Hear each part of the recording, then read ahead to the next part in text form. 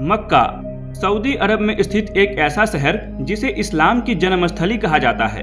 यही वो जगह है जहां से 1400 वर्ष पहले एक मजहब, एक पंथ या एक विचारधारा का जन्म होता है जिसे इस्लाम कहा गया।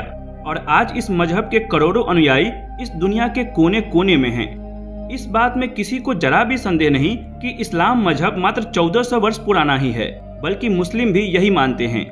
लेकिन यहीं पर एक बड़ा प्रश्न चिन्ह खड़ा होता है, जो कि यकीनन इस मजहब को मानने वालों के अंदर भी उठता होगा कि आखिर जिस अरब की भूमि से इस्लाम का जन्म हुआ, इस्लाम के पहले वहां किस सभ्यता या किस मत को मानने वाले लोग रहते थे। 1400 साल पहले आखिर अरब के लोग किस शक्ति में विश्वास करते थे। इस्लाम के जन्म के साथ जिनका पूजा स्थल ध्वस्त कर दिया गया, जिनको भयवश इस्लाम को मानने पर मजबूर कर दिया गया, आखिर वे काफिर कौन थे? आखिर वे काफिर किस पंथ को मानते थे? अरब में मूर्तियों की पूजा करने वालों को 1400 वर्ष पहले काफिर नाम दे दिया गया। जाहिर सा सवाल है कि जब इस्लाम नहीं था तो अरब में वह कौन सा धर्म था जिसे अरब के लोग मानते थे।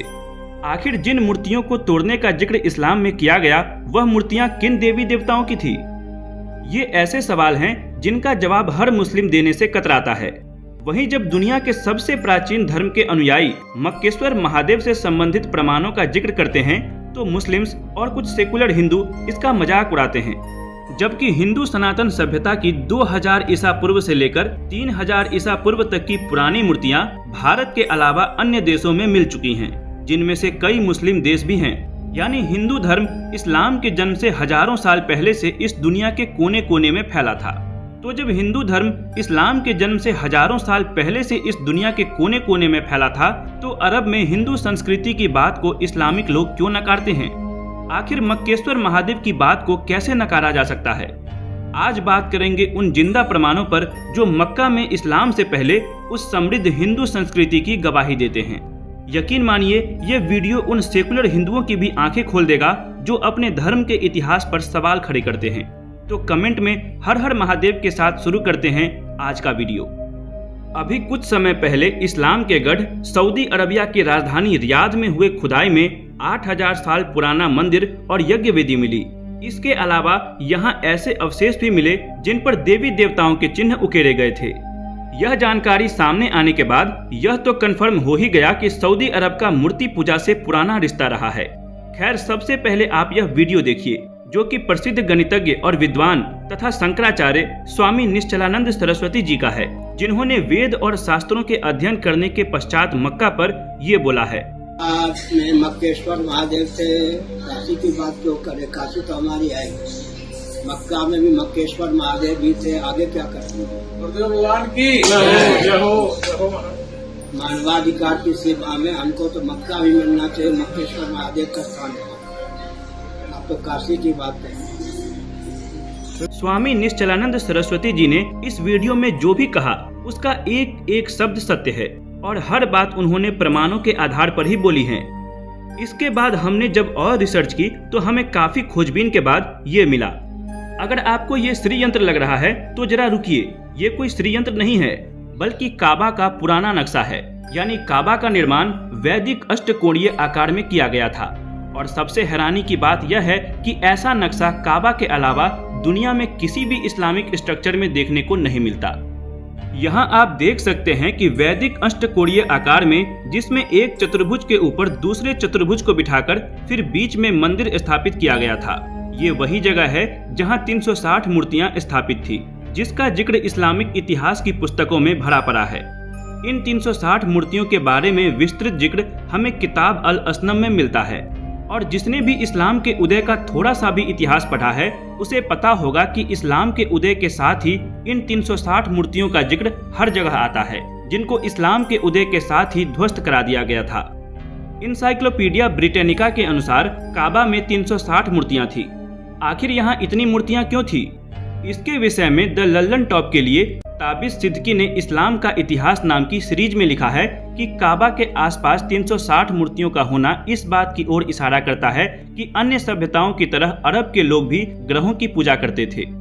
इसके अलावा कैरेन आर्मस्ट्रॉन्ग अपनी किताब इस्लाम अ शॉर्ट स्टोरी में यह कहते हैं कि 360 मूर्तियों का होना साल के 360 दिनों की ओर इशारा करता है और वहाँ ग्रहों से संबंधित देवी देवताओं की मूर्तियाँ थी। और उस समय लोग यहाँ पूजा करने के लिए आते थे और वह लोग काबा के 7 चक्कर लगाते थे तथा इन सभी देवी देवताओं की पूजा करते थे। लेकिन जैसे ही इस्लाम का उदय हुआ, ये 360 मूर्तियां नष्ट कर दी गई। लेकिन इन सारी मूर्तियों के केंद्र में जो पत्थर था वह नहीं हटाया गया। यह कोई सामान्य पत्थर नहीं था, बल्कि यह एक विशाल शिवलिंग था और यह खंडित अवस्था में आज भी यहाँ पर मौजूद है और मुस्लिम इसी पत्थर की पूजा करते हैं।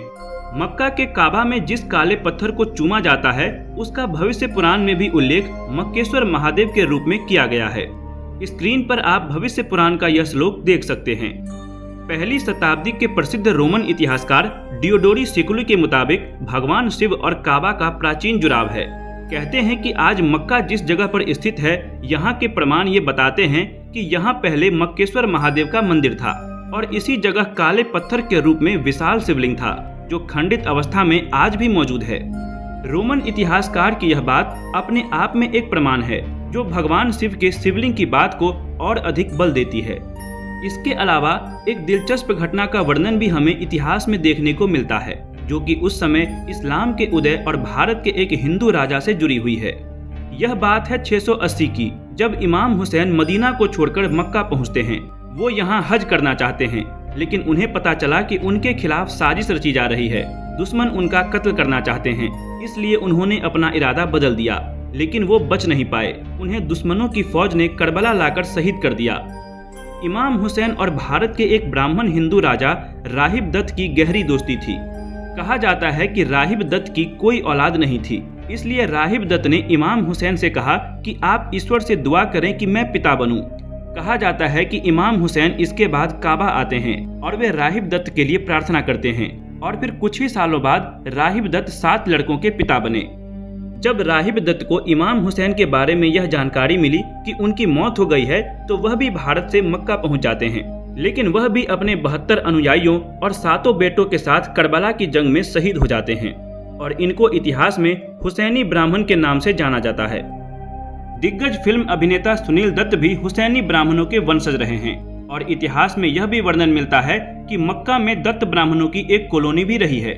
इसके अलावा अगर हम बात करें कथाओं की, तो सऊदी अरब के पास ही एक यमन नामक राज्य है, जिसका उल्लेख श्रीमद् भागवत में मिलता है, जब श्री कृष्ण ने काल यमन नामक राक्षस का वध किया था और यह यमन राज्य उसी द्वीप पर स्थित है। दोस्तों, असली बात तो यह है कि जिस पत्थर को चूमने के लिए मुसलमान मक्का जाते हैं, वह हकीकत में शिवलिंग है और यही कारण है कि किसी भी गैर मुस्लिम का मक्का में जाना मना है। आखिर वहाँ ऐसा क्या है कि मुस्लिम इसे छिपाने की कोशिश कर रहे हैं? अगर ऐसा नहीं होता तो हिंदुओं का वहाँ जाना मना क्यों है? शायद इसलिए भी कि यदि वहाँ पर किसी भी प्रकार के हिंदू देवी देवताओं से संबंधित प्रमाण दुनिया के सामने आ जाते हैं तो बहुत बड़ा दंगा हो सकता है। इसलिए अरब सरकार ने बेहद सख्त निर्देश दिया हुआ है कि चाहे कैसी भी परिस्थितियां हो, लेकिन गैर मुस्लिम प्रवेश नहीं करना चाहिए। ऐसा कई बार हो भी चुका है कि कोई हिंदू या कोई गैर मुस्लिम मुसलमान बनकर मक्का में प्रवेश करने की कोशिश करता है, लेकिन वो सफल नहीं हो पाया और पकड़े जाने पर उसे दंड भी दिया गया। इतिहास गवाह है कि जहां मक्का और मदीना की बात की जाती है, तो सिर्फ मक्का मदीना ही नहीं, बल्कि पूरे अरब पर सम्राट विक्रमादित्य जैसे कई हिंदू राजाओं का शासन रहा है। पर फिर यह भी सवाल उठता है कि अचानक अरब के हिंदू कहां गायब हो गए? इसका उत्तर इस बात में है कि जिस प्रकार हिंदुस्तान में इस्लामिक राजाओं ने कब्जा करके हजारों मंदिरों को तोड़कर मिट्टी में मिला दिया, लाखों हिंदुओं के परिवार को इस तरह समाप्त कर दिया गया कि जैसे उनका कभी जन्म ही न हुआ हो। ठीक उसी तरह मक्का मदीना में भी तलवार की धार से शासन किया गया। हजारों मूर्तियां तोड़ दी गई और उन मूर्तियों की पूजा करने वाले अनगिनत लोगों की निर्मम हत्या कर दी गई। मक्का में जिस विशाल पत्थर को आप चादर में ढका हुआ देख रहे हैं, वह कुछ और नहीं बल्कि एक शिवलिंग ही है, जिसे आज तक दुनिया की नजरों से छुपा कर रखा गया है। सदैव इसको काले वस्त्र से ढक कर रखा जाता है, वरना जरा सोचिए इसको ढकने की क्या आवश्यकता है। अरब के इतिहास से लेकर पाश्चात्य देशों के इतिहास तक और पूरा का पूरा सनातन इतिहास मक्केश्वर महादेव मंदिर के प्रमाणों से भरा पड़ा है। आज जो मैंने आपको बताया वह बस थोड़ा सा ही था। अगर आप और भी प्रमाणों के बारे में जानना चाहते हैं जो मक्केश्वर महादेव से जुड़े हुए हैं, तो हमें कमेंट करके बताएं और कमेंट में हर हर महादेव जरूर लिखें। मिलते हैं आपसे अगले वीडियो में। धन्यवाद।